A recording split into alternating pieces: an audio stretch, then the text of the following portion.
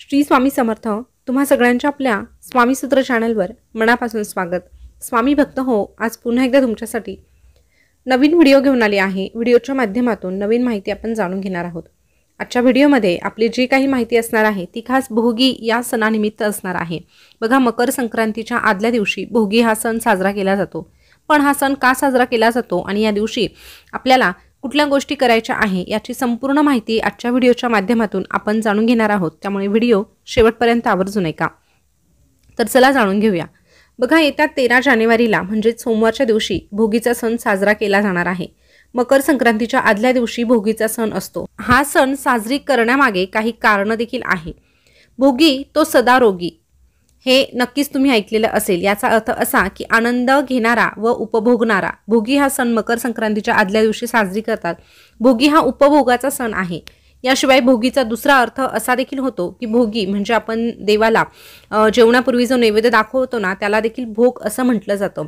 आता भोगी सण साजरी करण्यामागचं कारण काय आहे तर बघा, भोगी साजरा करण्यामागचं कारण म्हणजे इंद्रदेवाने धरतीवर उदंड पीक पिकावी म्हणून प्रार्थना केली होती अशी मान्यता आहे। यामुळेच भोगी सण साजरी केला जातो।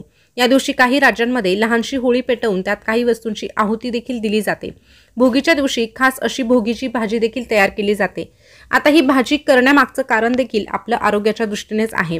अशा प्रकारची भाजी जर आपण खाल्ली तर त्यामध्ये अनेक पौष्टिक गुणधर्म असतात ज्याची गरज आपल्या शरीराला असते आणि त्यामुळेच ही भाजी खाल्ल्याने आपल्याला कुठलेही रोग होत नाही असं म्हटलं जातं। म्हणूनच भोगीच्या बाबतीत तुम्ही हे देखील ऐकलं असेल की जो खाईल भोगी तो सदा निरोगी, जो नाही खाणार भोगी तो सदा महारोगी।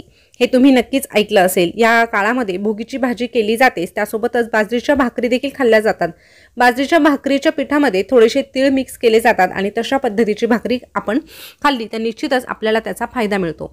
आता हे सगळे पदार्थ खाण्याच्या मागचं मुख्य कारण म्हणजे या सगळ्या गोष्टींमध्ये उष्णता असते आणि थंडीच्या दिवसांमध्ये जर आपण अशा प्रकारचे पदार्थ खाल्ले जसं की तीळ आहे, गुळ आहे, बाजरीची भाकरी आहे, विविध प्रकारच्या भाज्या आहे, त्या खाल्ल्याने आपल्याला आपलं शरीर पूर्ण वर्षभर काम करण्यासाठी सज्ज करता येतं। म्हणून या गोष्टींचा समावेश या दिवशी केला जातो।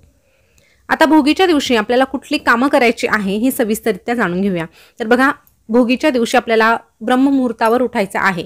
अगदीच ब्रह्ममुहूर्तावर शक्य नसेल तर कमीत कमी सूर्योदयापूर्वी आपली अंघोळ झाली पाहिजे, एवढी काळजी आपल्याला घ्यायचीच आहे। इतर वेळेस जरी आपल्याला थोडासा उशीर होत असेल तरीही भोगीच्या दिवशी मात्र आपल्याला लवकरच उठायचं आहे। उगवता सूर्य आपल्याला पाहायचा आहे। आता घरातील प्रत्येक सदस्याने जर सूर्याला अर्घ्य दिलं तर खूप चांगली गोष्ट आहे। घरातील प्रमुख स्त्रीने तरी सूर्याला अर्घ्य द्यायचं आहे। आता अंघोळ करताना आपल्याला त्या अंघोळीच्या पाण्यामध्ये पांढरे तीळ टाकायचे आहे। त्या तिळाच्या पाण्याने आपल्याला अंघोळ करायची आहे। या व्यतिरिक्त तुम्ही तिळाचं तेल देखील लावू शकतात। दिवाळीच्या वेळेस आपण अभ्यंग स्नान करत असतो, पण भोगीच्या दिवशी देखील आपण अभ्यंग स्नान हे करायलाच हवं। त्यामध्ये तिळाचं तेल आपण वापरू शकतो किंवा तिळाचं उटणं देखील वापरू शकतो। आता तिळाचं उटणं आणण्यासाठी तुम्हाला बाहेर जाण्याची गरज नाही। आपल्या घरामध्ये जे तीळ असतात ते थोडेसे खलबत्त्यामध्ये कुटून घ्यायचे, थोडेसे जाडसर ठेवायचे आणि त्यामध्ये गुलाबजल किंवा साधं दूध जरी आपण एकत्र केलं आणि ते आपल्या अंगाला लावलं तर निश्चितच त्याचा देखील फायदा आपल्याला मिळतो। आता ह्या सगळ्या गोष्टींचा वापर कशासाठी तर आपल्याला ह्या काळामध्ये उष्णतेची गरज असते आणि तीळ म्हटलं तर उष्ण असतात, म्हणून आपण या गोष्टींचा वापर करत असतो। बघा, आपल्या हिंदू धर्मामध्ये प्रत्येक सणाचं वेगळं असं महत्त्व आहे। धार्मिकदृष्ट्या देखील त्याचं महत्त्व असतं आणि जर आपण आपल्या आरोग्याच्या दृष्टीने वैज्ञानिक दृष्टिकोनातून विचार केला तरीही ते 100% बरोबर असतं। त्यामुळे आपले हे सण आपण नक्कीच साजरी करायला हवे, जसे त्याचे नियम आहेत ते देखील पाळायला हवे। आता अगदीच मगाशी सांगितल्याप्रमाणे आपल्याला सूर्याला अर्घ्य द्यायचं आहे, पण सूर्याला अर्घ्य देताना देखील त्यामध्ये थोडेसे तीळ टाकायचे आहे आणि मग सूर्याला अर्घ्य द्यायचं आहे। सूर्याकडे प्रार्थना करायची आहे। आपल्या यशस्वी जीवनासाठी जर सूर्याला अर्घ्य देऊन प्रार्थना केली तर निश्चितच सूर्यदेवतेचा आशीर्वाद आपल्याला प्राप्त होतो।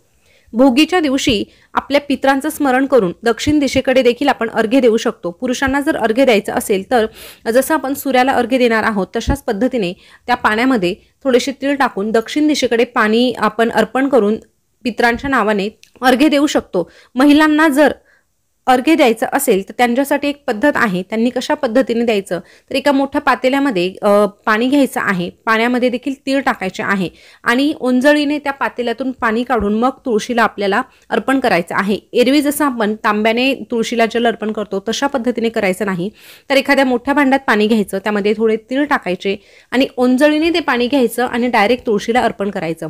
असं करत असताना ओम पितृदेवताय नमः असं म्हणायचं आहे. याने देखील पितरांचा आशीर्वाद प्राप्त होण्यासाठी मदत मिळते.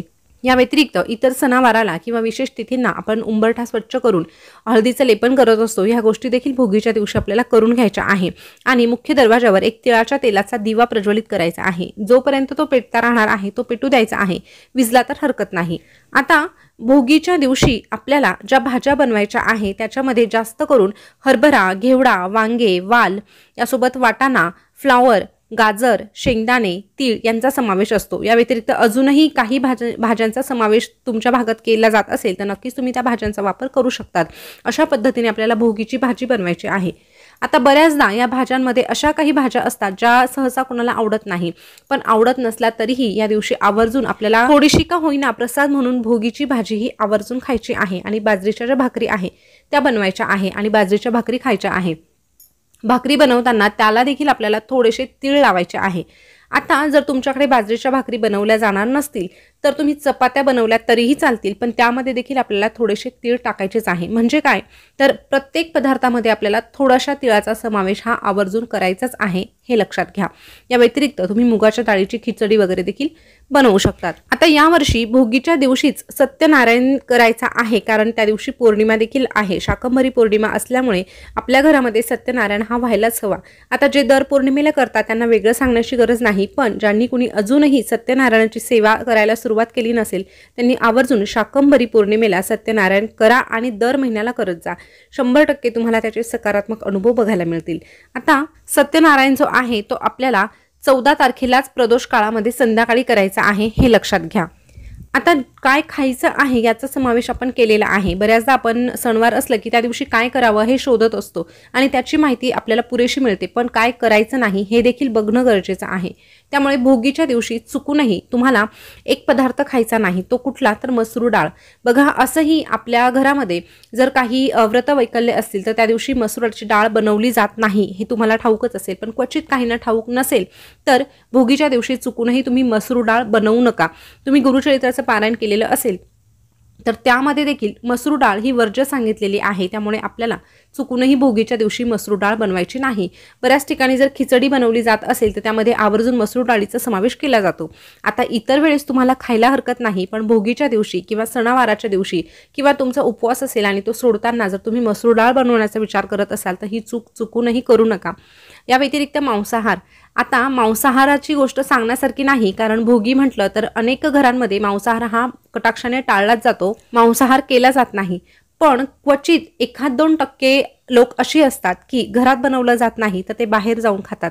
तर हे बघा, त्यांना देखील एक सांगणं आहे की आपल्या हिंदू धर्मामधले जे काही सणवार आहे त्याचं पालन जर आपण केलं तरच आपली पुढची पिढी करणार आहे. त्यामुळे आपला हिंदू धर्म टिकवायचा असेल काही गोष्टींचे नियम पाळणं देखील बंधनकारक असतं. म्हणून तुम्ही या दिवशी मांसाहार करू नका, बाहेरही जाऊन करू नका आणि घरी तर सहसा कोणी करतच नाही. भोगीच्या दिवशी गोमातेची देखील आपल्याला सेवा करायची आहे. तर बघा, आपण इतर वेळेस गाईला हिरवा चारा खाऊ घालत असतो किंवा चण्याची डाळ, गुळ अशा पद्धतीचे पदार्थ आपण गाईला देत असतो.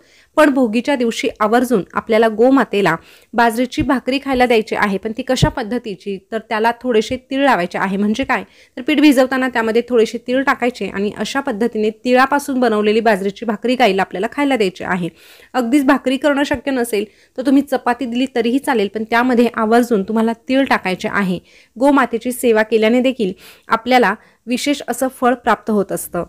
त्यानंतर भोगीच्या दिवशी आपल्याला घरी आपल्या घरातील नकारात्मकता घालवण्यासाठी घरचे घरी एक छोटासा उपाय करायचा आहे. त्यासाठी काय करायचं तर 2-4 कापराच्या वड्या घ्यायच्या आहे. भीमसेनी असेल तर भीमसेनी घ्या, नसेल तर साधा कापूर घेतला तरीही चालेल. एखादी छोटी पंती घ्या, त्यामध्ये हा कापूर ठेवा. त्यानंतर हा कापूर प्रज्वलित केल्यानंतर त्यामध्ये 2 लवंगा टाका आणि थोडेसे काळे तीळ टाका. जे कुठले तीळ तुमच्या घरामध्ये असतील ते तीळ त्यामध्ये टाकायचे आहे आणि अशा प्रकारचा जो धूर आहे तो आपल्या संपूर्ण घरामध्ये फिरवायचा आहे. मनामध्ये शुद्ध भाव ठेवायचा. एखादा जो कुठला तुम्हाला मंत्र येत असेल, नाहीतर तुम्ही श्री स्वामी समर्थ असं म्हटलं तरीही चालणार आहे. पण अशा प्रकारचा धूर आपल्या संपूर्ण घरामध्ये फिरवायचा आहे आणि घरातलं वातावरण हे शुद्ध करायचं आहे। कापूर, लवंग ह्या ज्या काही गोष्टी आहे त्या आपल्या आरोग्याच्या दृष्टीने देखील तितक्याच महत्त्वाच्या असतात। या व्यतिरिक्त धार्मिक दृष्ट्या देखील त्याला तितकंच महत्त्व आहे। आणि तिळाचं म्हणायला गेलं तर तीळ ह्या पौष महिन्यामध्ये खूप महत्त्वाचे मानले जातात। तिळाशी संबंधित जर या पौष महिन्यात आपण उपाय केले, सेवा केल्या तर निश्चितच त्याचं सकारात्मक फळ असं आपल्याला प्राप्त होत असतं। तर स्वामी भक्त हो, भोगीच्या दिवशी आवर्जून ह्या ज्या काही 10 गोष्टी तुम्हाला सांगितल्या आहे त्याचं पालन करण्याचा प्रयत्न करा आणि त्याचा काय अनुभव येतो हे देखील कमेंट करून सांगा। तर माहिती कशी वाटली कमेंट करून नक्कीच कळवा। याविषयी जर तुम्हाला शंका वाटत असेल तर ते देखील तुम्ही विचारू शकतात। पुन्हा भेटूया नवीन व्हिडिओ सोबत नवीन माहिती घेऊन। आपल्या चॅनलवर तुम्ही पहिल्यांदा आले असाल तर चॅनलला सबस्क्राईब करा, शेजारचं बेल बटन प्रेस करून ठेवा जेणेकरून नवीन आलेला व्हिडिओ सगळ्यात अगोदर तुमच्यापर्यंत पोहोचेल। धन्यवाद।